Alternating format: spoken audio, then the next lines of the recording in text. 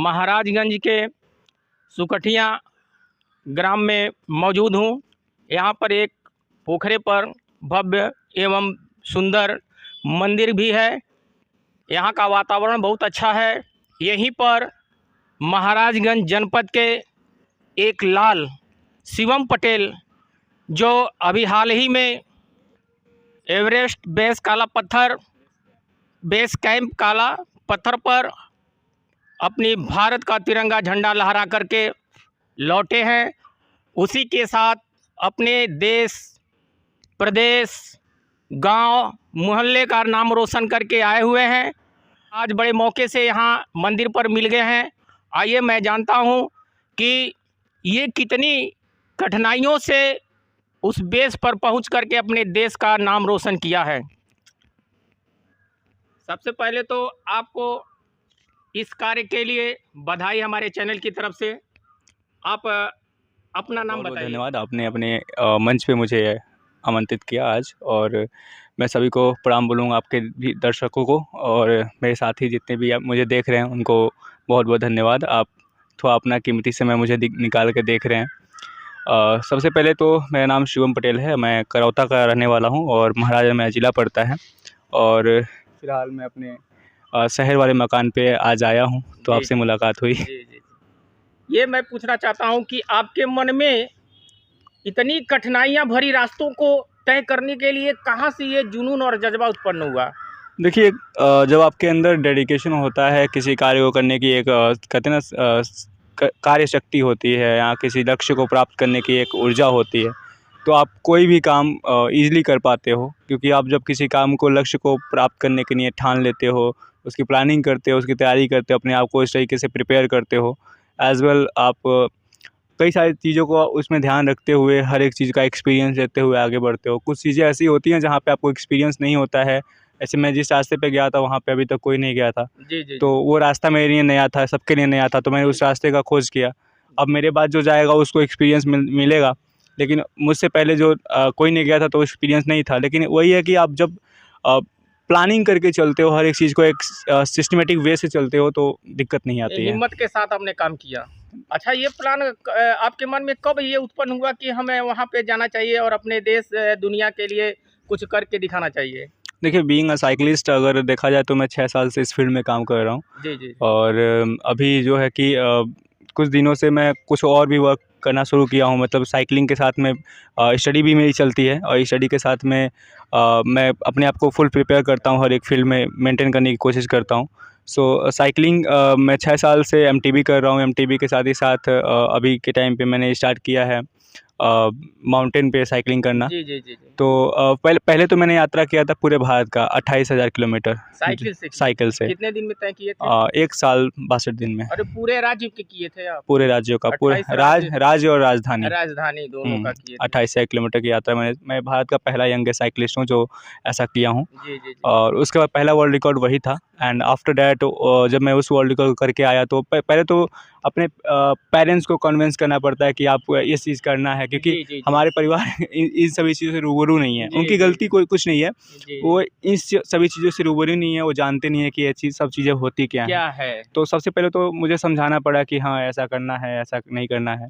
तो जब उनको ये मालूम हो गया कि हाँ, अच्छी फील्ड में है, तो उसके बाद सपोर्ट उनका भी मिलना शुरू हो गया। समाज का थोड़ा सा बहिष्कार रहा। उसमें जानते क्या, ये गरीब परिवार से बिलोंग करना थोड़ा सा ये होता है, पैसों की कमी सबसे बड़ी दिक्कत वही है। ये है कि मेरा बेटा अगर इसमें जा रहा है तो सक्सेस होगा कि नहीं होगा।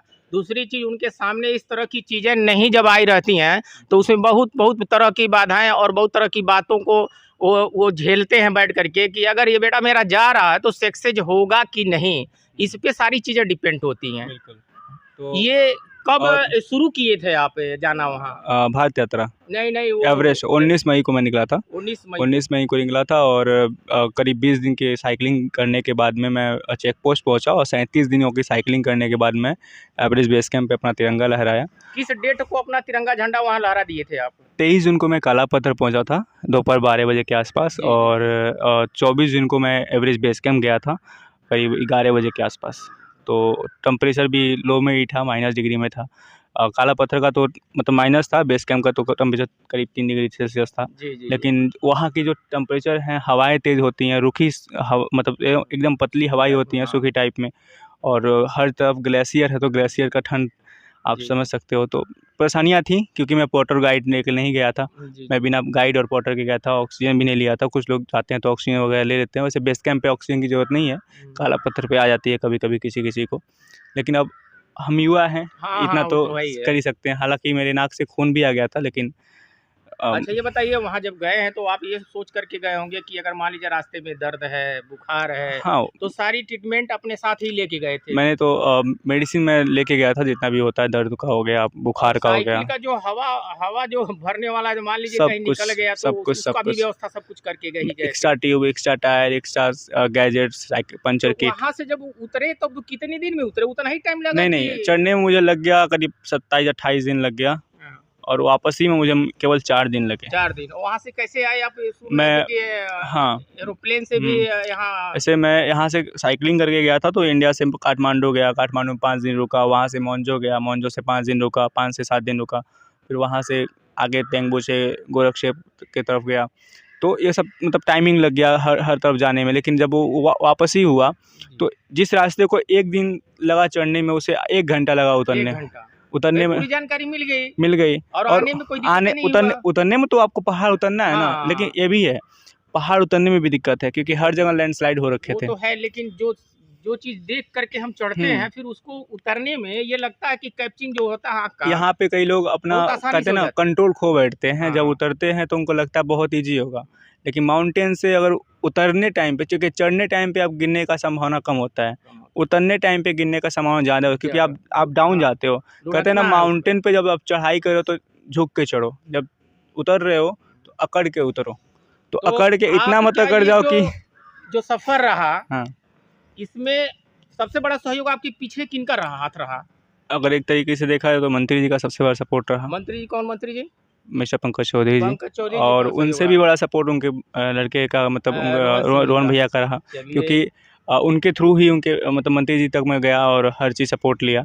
और साथ ही साथ हमारे महाराजा के रोटरी क्लब, माँ पुस्तक मंदिर, हाँ। मॉडर्न इंटरनेशनल स्कूल, माँ सावित्री बेकर्स, कई सारे लोगों ने कंट्रीब्यूट किया। हमारे कुर्मी समाज से भी सपोर्ट मिला, बहुत सारा सपोर्ट मिला। क्या पटेल समाज से नहीं मिला आपको? कुर्मी समाज से, वही तो मैं बोल रहा तो हूँ। कुर्मी पटेल अलग है।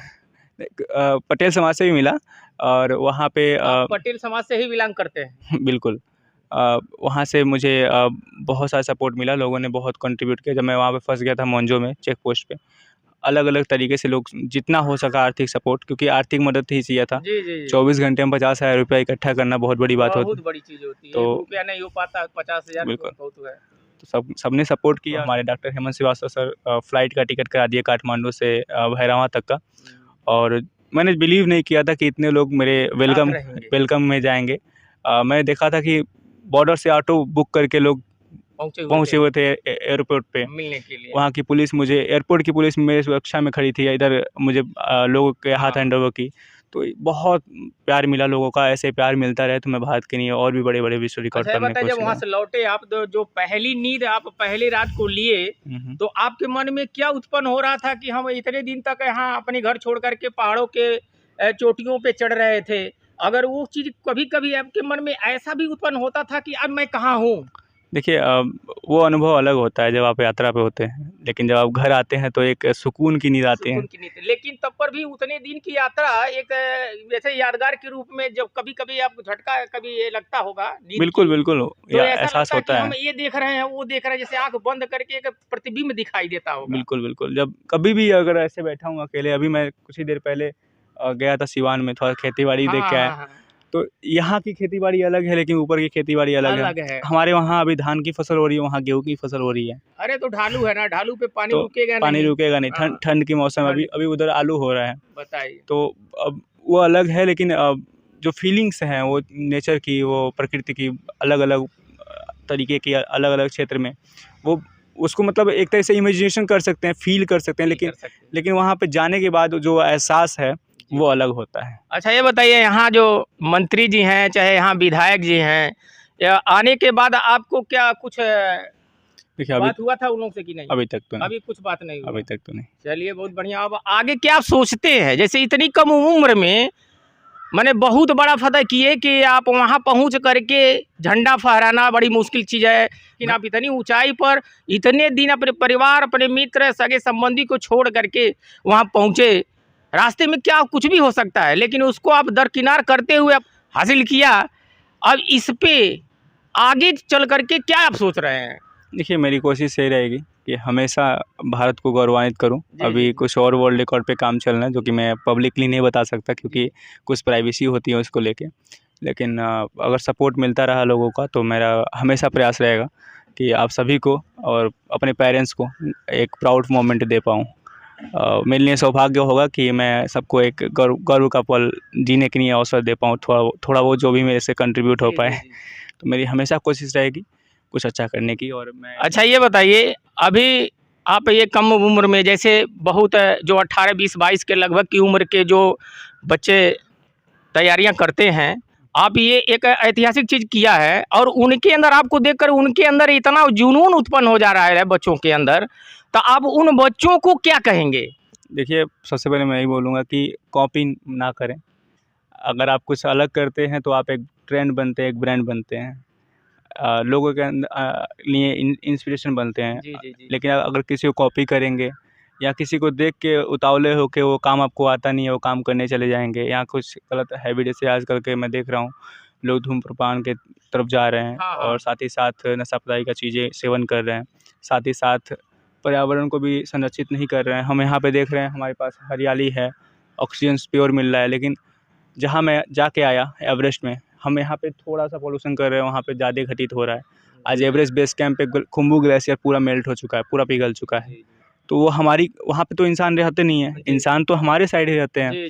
हम यहाँ पे क्षतिग्रस्त कर रहे हैं, वहाँ पे माउंटेन झेल रहा है उसका प्रकोप। तो ये सब चीज़ों पर ध्यान देने की ज़रूरत है, ज़्यादा से ज़्यादा एजुकेशन पे ध्यान देने की ज़रूरत है।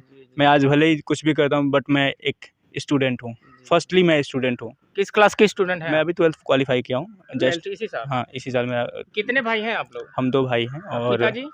पापा रोजगार सेवक हैं जी। और मम्मी हाउसवाइफ हैं। जी। और मैं तो अभी पढ़ाई कर रहा हूँ। हाँ। इस साल मेरा ड्रॉप है क्योंकि मैं थोड़ा 2-3 वर्ल्ड रिकॉर्ड के लिए प्रैक्टिस कर रहा हूँ। जी। थोड़ा फील्ड को चुनने में थोड़ा टाइम लग रहा है, किस फील्ड में मुझे पढ़ाई आगे जारी रखना है, तो थोड़ा टाइमिंग है 1 साल का। और कोशिश है कुछ और भी बड़ा करने का, क्योंकि अभी तो शुरुआत किया है। 6 साल से मैंने मेहनत किया है, 2 साल से आप सभी के नज़र में हूँ।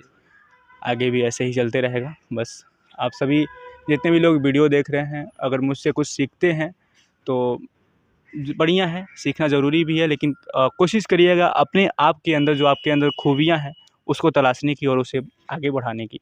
मेरी यही आपसे गुहार रहेगी और यही विनती रहेगी। चलिए, ये शिवम पटेल जी ने ऐतिहासिक काम किया है और हमारे शिखर तक न्यूज़ 24 की तरफ से इनको हार्दिक शुभकामनाएं। और जहां भी जाएं आगे बढ़ते जाएं। हम लोग की यही मनोकामना है कि ये अपने ज़िले, तहसील, ब्लॉक, गांव, मोहल्ले का नाम रोशन किया है। उसके साथ साथ पूरे विश्व में इनका रिकॉर्ड कायम हुआ है और देखने वाले दर्शक इनसे सीखें कि अपने इस कम उम्र में एक ऐतिहासिक जीत हासिल किया, इतने दिनों के बाद शिखर पर अपना भारत का झंडा लहराया। मैं जितेंद्र पटेल, शिखर तक न्यूज़ 24, जमी से हकीकत तक, जनपद महाराजगंज।